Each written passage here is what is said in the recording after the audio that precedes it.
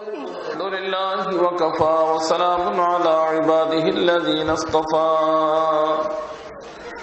أما بعد فأعوذ بالله من الشيطان الرجيم بسم الله الرحمن الرحيم ألف لام ميم ذلك الكتاب لا ريب فيه هدى للمتقين صدق الله مولانا العظيم محترم المقام واجب الاحترام जनाब सदर जलसा हजरात उलमाए कराम मुअज़्ज़ज़ हाज़िरीन अजीज तलबा पर्दार आड़ाले पर्दानिशीन मा ओ बोनेरा अल्लाह रब्बुल इज्जतेर बहुत बड़ एहसान ओ मेहरबानी अल्लाह पाक आमादेर सकलके এই দ্বীনি মাহফিলের মধ্যে আসার এবং বসার তৌফিক দিয়েছেন এজন্য সকলেই আল্লাহ পাকের শুকর আদায় করি আলহামদুলিল্লাহ।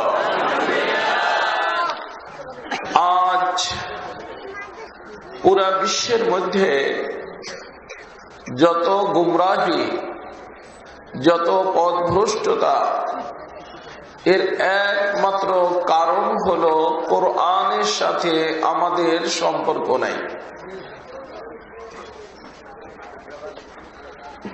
কার সাথে সম্পর্ক নাই? কোরআনের সাথে। কোরআন হলো আল্লাহ পাক হেদায়েত বানায় পাঠিয়েছেন। কোরআন হলো নূর। আমার ভাই দোস্ত, একটা মানুষের নিকটে মনে করেন এই যে চক্ষু এটা আছে, কিন্তু এই চোখ দিয়া যদি কোনো ব্যক্তিকে দেখতে হয় তাহলে বাহিরের আরেকটা আলোর প্রয়োজন হবে।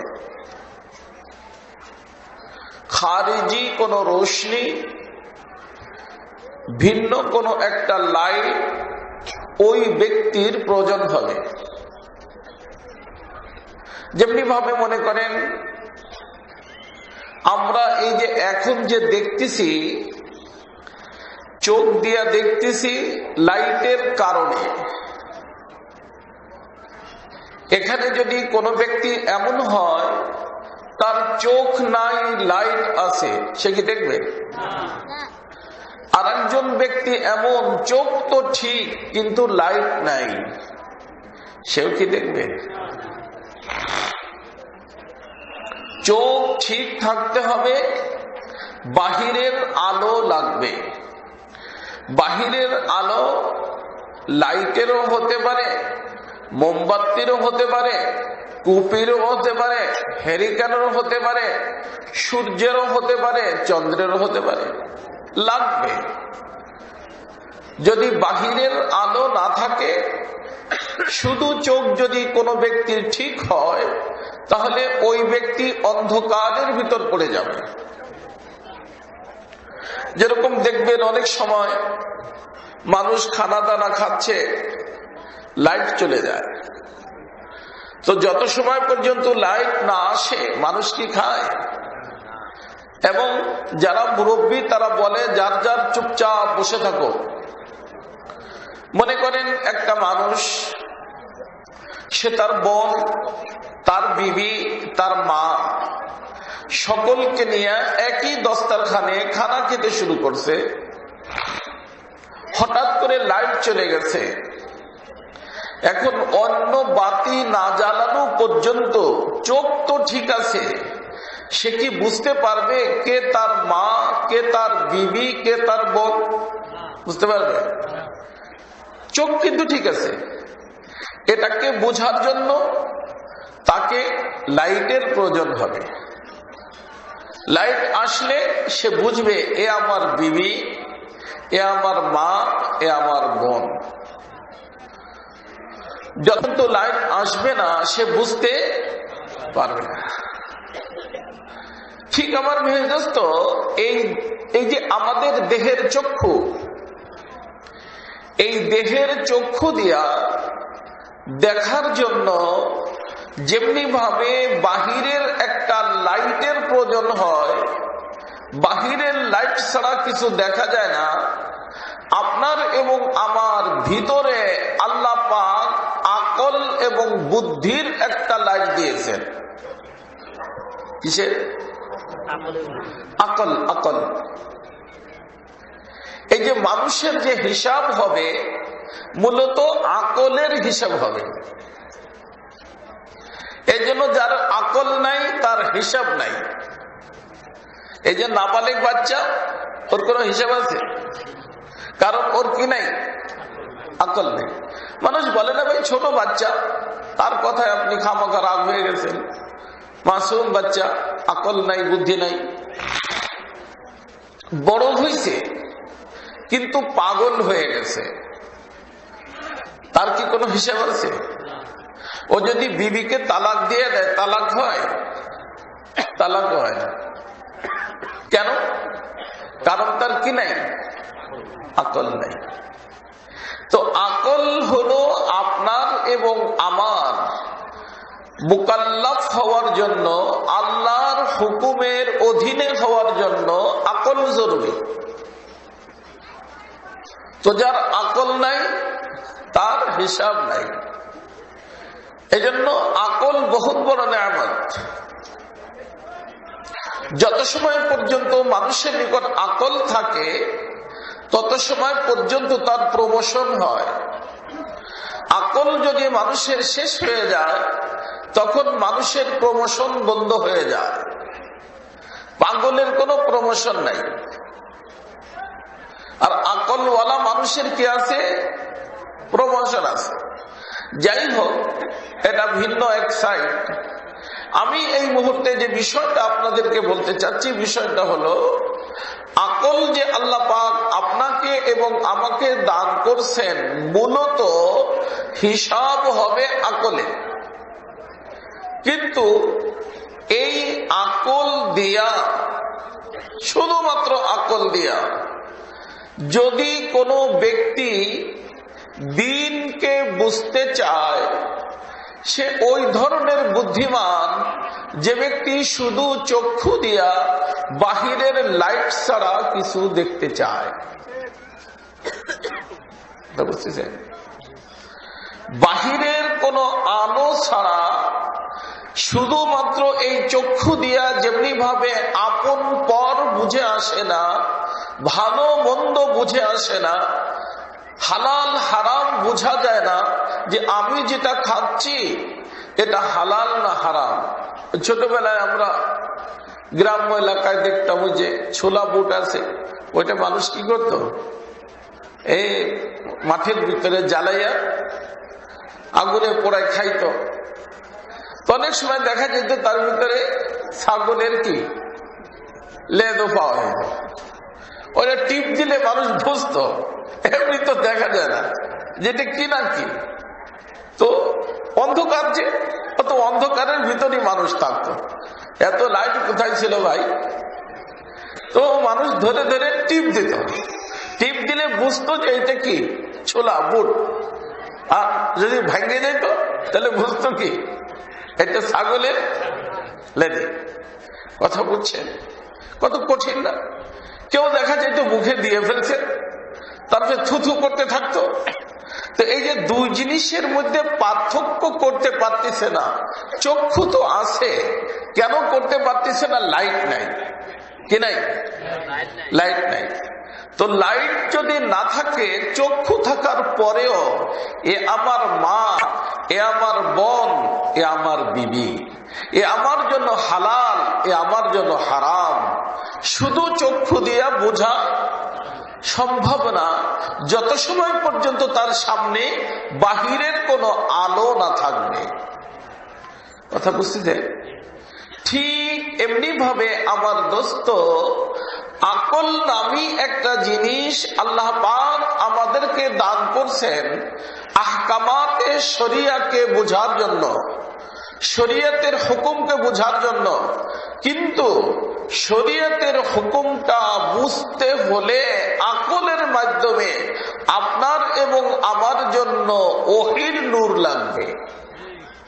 কিসের নূর লাগবে? ওহীর নূর।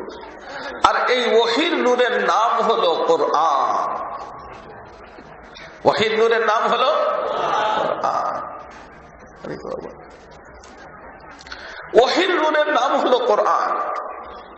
এই কোরআন যখন কোন ব্যক্তির সামনে থাকবে আর ওদিকে আকল ঠিক থাকবে, আকল ঠিক, আর ওহীর নূরও তার সামনে, তখন তার এই আকল দিয়া ওহীর নূরের মাধ্যমে এখান থেকে নিয়ে সে জান্নাত পর্যন্ত দেখতে থাকবে। কোন পর্যন্ত দেখা যাবে?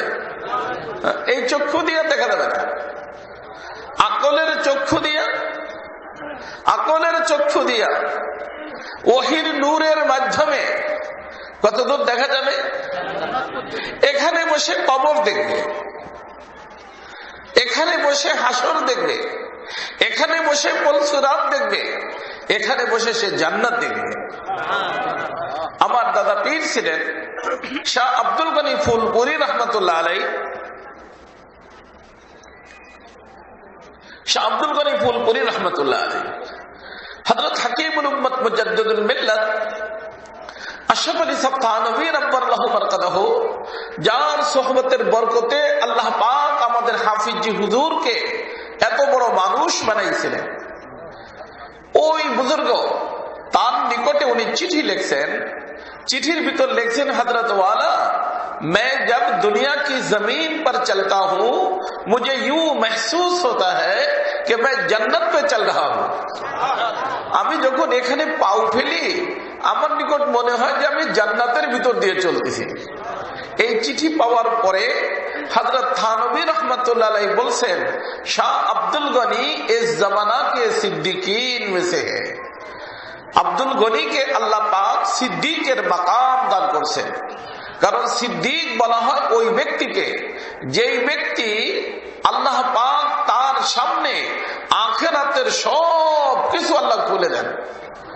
এই জন্য আমাদের হযরত আলী রাদিয়াল্লাহু তাআলা বলতেন যে আমি যখন জান্নাত আর জাহান্নাম দেখব, পুলসিরাত দেখব, আলহামদুলিল্লাহ যেই দরজার ইয়াকিন আল্লাহ পাক এখন আমাকে দান করছেন, দেখার পরেও আমার ইয়াকিন এই দরজারই থাকবে। আল্লাহ, আমার ভাই দোস্ত, আজ বিশ্বের ভিতরে বুদ্ধিজীবী মানুষের অভাব নাই।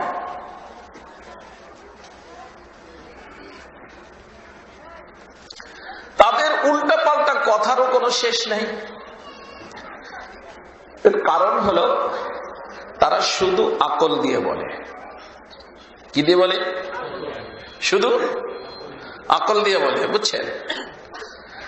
যাদের সাথে আকলের সাথে কোরআনের সংযোগ নাই তাদের কথা ওই ধরনের সঠিক, যেই ধরনের সঠিক শুধু চোখওয়ালা মানুষ, বাহিরে তার কোনো আলো নাই। কথা বুঝতেছেন? চোখ আছে কি নাই, বাহিরের আলো নাই।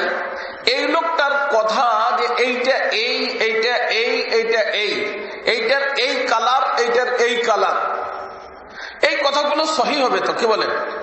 কি হবে? সবগুলো বেঠিক হবে। ঠিক এমনি ভাবে যেই লোক শুধু আকল দিয়া সিদ্ধান্ত করে কিন্তু কোরআনের আলো তার সাথে নাই, ওই লোকটার কথা ঠিক এইভাবে সঠিক হবে। সঠিক কথা ওই ব্যক্তির হবে যেই ব্যক্তির আকলের চক্ষুর সামনে এই কোরআনের নূর তার সামনে থাকবে। এজন্য কোরআনের নূর অর্জন করা প্রত্যেকটা মানুষের জন্য ফরজ। আল্লাহ রাসূল বলছেন, যেই কলবের ভিতর কোরআন নাই, কাল বাইতিল খারিব ওই কলবটা হলো ওই ঘরের মতো, যেই ঘরটা অনাবাদ ঘর, লোকজন থাকে না, লাইট নাই, বাতি নাই, আলো নাই। এই ঘরটা যেরকম ভূত জিন পেতের কি হয়ে যায়, আশ্রম হয়ে যায়, ঠিক যেই কলবের ভিতরে কোরআন নাই, ওই লোকটার কলবটা অন্ধকারে অন্ধকারে থাকতে থাকতে আখিরাতের জিনিস সম্পর্কে এত নাওয়াকিফ হয়ে যায়, ওই ঘরটা যেরকম শয়তানের ঘর, ওই কলবটাও শয়তানের ঘর হয়ে যায়। এই জন্য আমার দোস্ত, সময় যেহেতু একেবারেই কম, 12টা বাজতে 1 মিনিটই বাকি আছে। এই যে আপনারা মাশাআল্লাহ কোরআন কারীমের মাদ্রাসা করছেন, যারা নিজেদের আওলাদকে, নিজের বাচ্চাকে মক্তবে দিবেন, বাদশা দিবেন, যারা বড়রা আছি কোরআন এখনো শিখি নেই, এই বড়দের কোর্সের ভিতরে শরীক হইয়া কোরআন শিখার জন্য চেষ্টা করব। আপনারা জানেন প্রত্যেকটা মানুষের একটা চিন্তা ফিকির থাকে না। আমাদের হাফিজ হুজুর রহমাতুল্লাহ আলাইহি, উনি যখন এই ইলেকশন করছিলেন তখন আমরা ছোট ছিলাম, মেহনত তো অনেক করছি, কিন্তু ভোট দিতে পারিনি, ভোট ছিল না। এবং এই হাফিজ হুজুরের বরকতেই আমি বলি যে প্রথম আমি আমার জীবনে ঢাকা আসছি। গ্রামে থাকতাম, গ্রামে পড়তাম। এই মানিক মিয়া এভিনিউতে হযরত ওয়ালা এক মাহফিল করছিলেন, পুরো বাংলাদেশের ওলামা তোলামা সেখানে আসছিল। তো ওই সুবাদে আমার প্রথম জীবনে ঢাকা আসা হয়। তো হাফিজ হুজুরকে দেখারও তৌফিক হয়। তো হাফিজ হুজুর রহমাতুল্লাহ আলাইহিকে সাংবাদিকরা জিজ্ঞেস করছিল যে আপনি যদি প্রেসিডেন্ট হতে পারেন তো আপনার সবচেয়ে প্রথম কাজ যেটা আপনি প্রেসিডেন্ট হওয়ার পরে করবেন, এটা কি কাজ হবে আপনার? হাফিজ হুজুর রহমাতুল্লাহ আলাইহি বলছিলেন, আল্লাহ যদি আমাকে এই মাকামে নিয়ে যায় তা আমি সর্বপ্রথম নির্দেশ দিব এই বাংলাদেশের যতগুলো গ্রাম আছে প্রত্যেকটা গ্রামে সরকারি ভাবে যেন একটা বক্তব্য চালু হয়ে যায়। বুঝছেন? আমাদের হাফিজ হুজুর রহমাতুল্লাহ আলাইহির এক লোক খলিফা, সে আমাকে বলছেন যে একবার আমি হাফিজ হুজুর রহমাতুল্লাহ আলাইহির নিকটে গেছি। হাফিজ হুজুর রহমাতুল্লাহ আলাইহি বলছেন কেমন আছো? তারপরে জিজ্ঞেস করছেন তোমার মাদ্রাসা কেমন চলতেছে? পরক্ষণেই হযরত আস্তাগফিরুল্লাহ আস্তাগফিরুল্লাহ আস্তাগফিরুল্লাহ পড়তে শুরু করছেন। তখন আমি চিন্তা করলাম কি ব্যাপার, হযরত আস্তাগফিরুল্লাহ কেন পড়তেছেন? জিজ্ঞাসাই করলাম। তখন হযরত বলছেন যে আরে ভাই, প্রথম তো জিজ্ঞেস করা দরকার ছিল তোমার মাদ্রাসা কেমন চলতেছে, এরপরে জিজ্ঞেস করার দরকার ছিল তুমি কেমন আছো। আমি যে আগে তুমি কেমন আছো জিজ্ঞেস করছি, মাদ্রাসার কথা পরে বলছি, এটা আমার জন্য ভুল হয়েছে। এই ভুলের জন্য আমি আল্লাহর নিকটে মাপ চাচ্ছি। আমাদের শামসুল হক ফরিদপুরি রহমাতুল্লাহ আলাইহি, সদর শামসুর রহমাতুল্লাহ আলাইহি, হাফিজ হুজুরের সাথী, এই তিন বুজুর্গ হাফিজ হুজুর রহমাতুল্লাহ আলাইহি, পীরজি হুজুর রহমাতুল্লাহ আলাইহি, শামসুল হক ফরিদপুরি রহমাতুল্লাহ আলাইহি হযরত থানবীর সোহবত থেকে আল্লাহর ওলি হইয়া ইলমে জাহিরি ইলমে বাতিনি নিয়ে বাংলার জমিনে আসছিলেন। তাদের তিনজনের বরকতে আজ আল্লাহ পাক ঢাকাকে আবাদ করছেন। এই সদর শামসুর রহমাতুল্লাহ আলাইহি তিনি বলতেন, আমাকে যদি কোনো ব্যক্তি সংবাদ দেয় যে হুজুর আপনার একটা ছেলে হয়েছে, ছেলে হওয়ার কথা শুনলে খুশি লাগে না? এতে আমার খুশি লাগবে, কিন্তু এর থেকে আমার বেশি খুশি লাগবে যদি কোনো ব্যক্তি, কোনো আলেম বা কোনো গারে আলেম আমার নিকট এসে বলে হুজুর আলহামদুলিল্লাহ আমাদের গ্রামের ভিতরে একটা কোরআনে কারীমের বক্তব্য শুরু হয়ে গেছে। খবরটা কি দে? আমাদের গ্রামে কি শুরু হয়েছে? মক্তব, মাদ্রাসা শুরু হয়েছে। এই খবরটা দিলে আমার ছেলে হওয়ার সংবাদটা একটু খুশি হব, তার থেকে বেশি খুশি আমার লাগবে বক্তব্য হওয়ার খবরের কারণে। হুজুর আমার সাথে সাথে এটাও বলতেন, যদি কোনো ব্যক্তি আমাকে সংবাদ দেয় হুজুর আপনার ছেলের ইন্তেকাল হয়ে গেছে, এতে আমার ব্যথা লাগবে, কষ্ট হবে, কিন্তু তার থেকে বেশি কষ্ট আমি পাই যখন কোনো ব্যক্তি এসে বলে যে হুজুর আমাদের গ্রামে একটা মক্তব চালু হয়েছিল, মক্তবটা আবার বন্ধ হয়ে গেছে। কথা বুঝতেছেন? মক্তব কি হয়ে গেছে? এই মক্তব বন্ধ হওয়ার খবরে আমি এত কষ্ট পাই, আমার ছেলের মরার খবর দিলেও আমি এত কষ্ট পাই না। উলাইকা আবাই ফাজিকনি বিমিসলিহি, এ হলো আমাদের পূর্বপুরুষ যাদের নাম নিয়ে আমরা বর্তমানে চলতেছি। এই জন্য আমার দোস্ত, 12টার পরে যেহেতু আমি বয়ান করি না, বয়ান করা উচিত না, কারণ এলাকাবাসীর কষ্ট হবে, আর এই ধরনের বয়ান শরীয়তের দৃষ্টিতে জায়েজ নাই। এই জন্য আমি কথা লম্বা করতে চাচ্ছি না। আলহামদুলিল্লাহ, এই যে নুরুল কোরআন কারিমিয়া মাদ্রাসা, এমনি ভাবে যে কোনো মাদ্রাসা যে কোনো এলাকায় হবে, অসন্তুষ্ট হবেন না, এটা চিন্তা করেন না যে হুজুররা তো আইসা আমাদের কাছে চাবে। আরে মিয়া, কি চাবে? এদেরকে আল্লাহ পাক চালান, আল্লাহ পাক চালান। কিভাবে ব্যবস্থা হয় যায় দেখেন, যে হাফিজুর মাদ্রাসায় কত টাকা খরচ হয়, অথচ 1 টাকারও হিসাব নাই যে কোথার থেকে আসবে কোথার থেকে আসবে না। আল্লাহর পর ভরসা করে কাজ শুরু করে, আল্লাহ পাক নুসরত করেন।